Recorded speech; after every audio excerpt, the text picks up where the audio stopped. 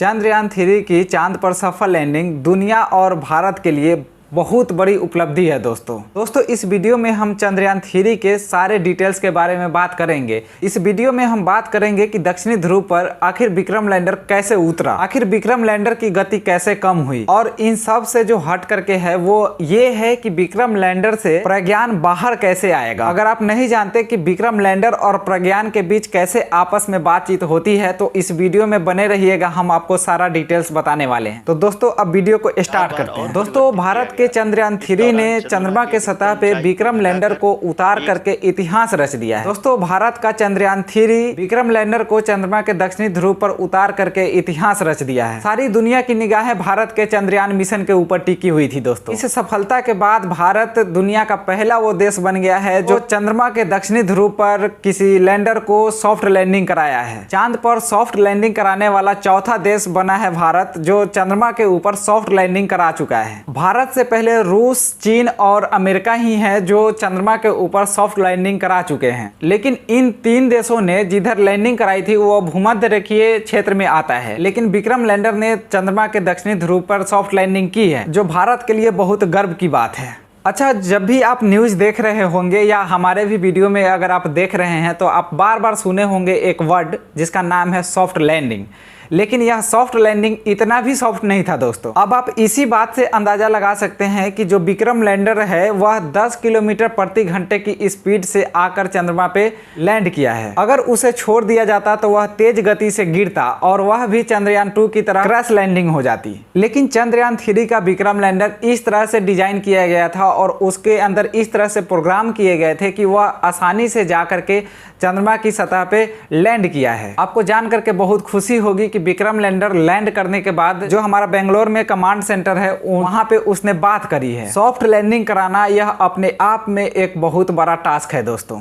दुनिया में अब तक जितने भी सॉफ्ट लैंडिंग हुए हैं उनमें से 2 सॉफ्ट लैंडिंग में एक सॉफ्ट लैंडिंग ही कामयाब रही है। मीन्स 50% का ही चांस रहता है कि कोई भी सॉफ्ट लैंडिंग जा करके अच्छे से लैंड करेगा। जैसा कि आप भारत के मामले में भी देखे होंगे कि चंद्रयान-2 क्रैश लैंडिंग कर गया था और वो भी सॉफ्ट लैंडिंग करने के चक्कर में, लेकिन इन सब के बावजूद चंद्रयान-3 का चंद्रमा की सतह पर सुरक्षित लैंड कर जाना यह अपने आप में एक बहुत बड़ी उपलब्धि है दोस्तों। आपको जान करके आश्चर्य होगा कि विक्रम लैंडर का नाम हमारे देश के स्पेस टेक्नोलॉजी के जनक विक्रम साराभाई के नाम पे रखा गया था। ऐसे में ये उनके लिए भी बहुत खुशी का दिन है दोस्तों, वो चाहे जहां भी हों। आखिर इन सब के बीच विक्रम लैंडर की गति कैसे कम हुई जिसके वजह से यह लैंडिंग संभव हो पाया। चांद की सतह पर उतरने से पहले विक्रम लैंडर की गति को कम करना एक बहुत बड़ा चुनौती था दोस्तों।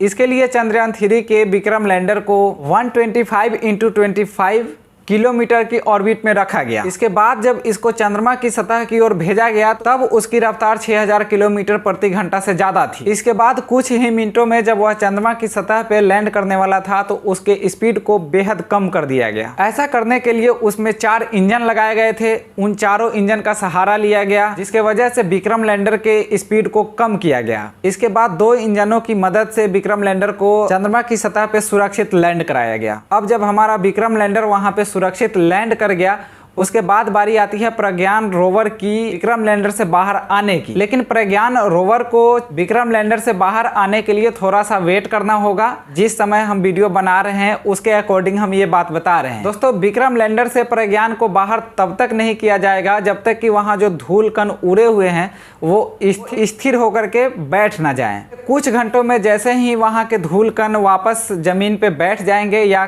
थोड़ा दूर हट जाएंगे वैसे ही विक्रम लैंडर से प्रज्ञान रोवर को बाहर किया जाएगा। इन सब के बाद विक्रम लैंडर से एक रैंप खुलेगा जिसके सहारे प्रज्ञान रोवर आराम से बाहर आएगा। दोस्तों प्रज्ञान रोवर और विक्रम लैंडर को इस तरह से डिजाइन किया गया है कि ये दोनों आपस में कम्युनिकेट करेंगे। प्रज्ञान रोवर जैसे ही चंद्रमा के सतह पे आएगा वो एक जानकारी को विक्रम लैंडर के पास पहुंचाएगा और उसके बाद विक्रम लैंडर हमारे इसरो के कमांड ऑफिस में वो जानकारियां भेजेगा और उसके बेसिस पे हमारे वैज्ञानिक पता लगाएंगे कि वहां पे क्या क्या चीजें मौजूद हैं। दोस्तों अब आप इसी बात से अंदाजा लगा सकते हैं कि जो चंद्रयान-2 का ऑर्बिटर है जो उस समय गया हुआ था वो आज भी यथास्थिति काम कर रहा है और विक्रम लैंडर उस ऑर्बिटर से कम्युनिकेट कर रहा है। विक्रम लैंडर प्रज्ञान रोवर से भी वैसे ही कम्युनिकेट करेगा और विक्रम लैंडर ही इसरो के कमांड सेंटर से बात करेगा। इसके बाद टेक्नोलॉजी का काम शुरू होगा जो अगले 14 दिनों तक काम करेगा। हालांकि आपको बता दें कि हमारे यहाँ 14 दिन होते हैं, उसके बराबर होता है चंद्रमा का एक दिन।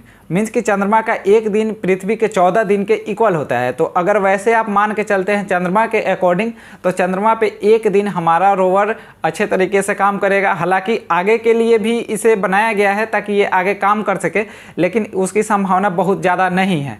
लेकिन फिर भी हम देखेंगे कि आगे हमारा रोवर वैसे काम करता है नहीं करता है। विक्रम लैंडर ने वहाँ पे तस्वीरें खींची है और वो हमारे इसरो को सेंड करा है, वही इमेज अभी आप स्क्रीन पर देख रहे हैं। दोस्तों आपको बता दें कि प्रज्ञान रोवर जैसे ही विक्रम लैंडर से बाहर आएगा तो ये एक दूसरे के तस्वीर लेंगे। प्रज्ञान रोवर विक्रम लैंडर की तस्वीर लेगा और विक्रम लैंडर प्रज्ञान रोवर की तस्वीर लेंगे और एक दूसरे का तस्वीर लेकर के ये हमारे इसरो को भेजेंगे और फिर हमारे पास वो भी डेटा आ जाएगा। आखिर प्रज्ञान और विक्रम लैंडर में आपस में कैसे बातचीत होती है उसके बारे में भी जानना बहुत जरूरी है। दोस्तों आपको बता दें कि प्रज्ञान रोवर और विक्रम लैंडर आपस में बातचीत करने के लिए रेडियो वेव्स का सहारा ले रहे हैं। ये इलेक्ट्रोमैग्नेटिक वेव होती है जिसके सहारे ये दोनों आपस में कम्युनिकेट कर सकते हैं। इन्हें इस तरह से बनाया गया है कि जो प्रज्ञान है वो अपने लैंडर विक्रम लैंडर से बातचीत कर सकता है, वह डायरेक्ट इसरो से कॉन्टेक्ट नहीं कर सकता है।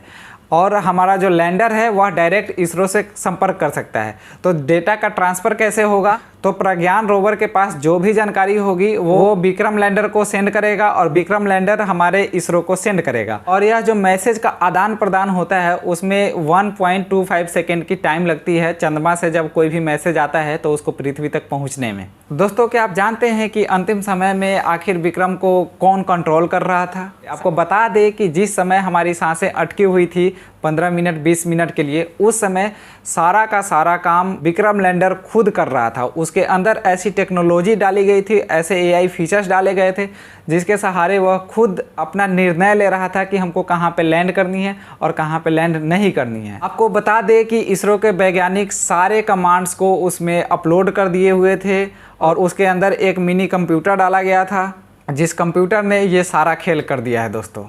और आप देख सकते हैं कि हमारा इसरो एक इतिहास रच दिया है और हम चंद्रमा के दक्षिणी ध्रुव पर सॉफ्ट लैंडिंग कर चुके हैं। तो बाकी का वीडियो आपको कैसा लगा कमेंट बॉक्स में बताइएगा। मिलेंगे अगली वीडियो में। जय Hind. People are applauding. Let us all wait to hear from the Secretary Department of Space and Chairman ISRO, Shri S. Somnath.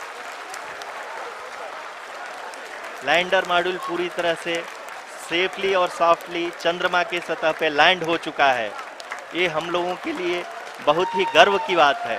Hindi में एक कहावत है कि चंदा मामा दूर के, लेकिन अब हम ये कह सकते हैं कि चंदा मामा अपने घर के। बहुत ही उम्दा। The hard work of the entire ISRO community has come to fruition.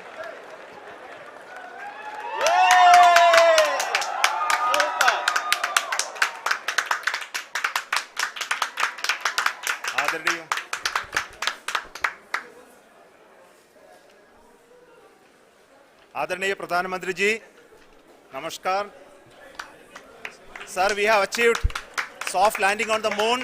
India is on the moon. Sir,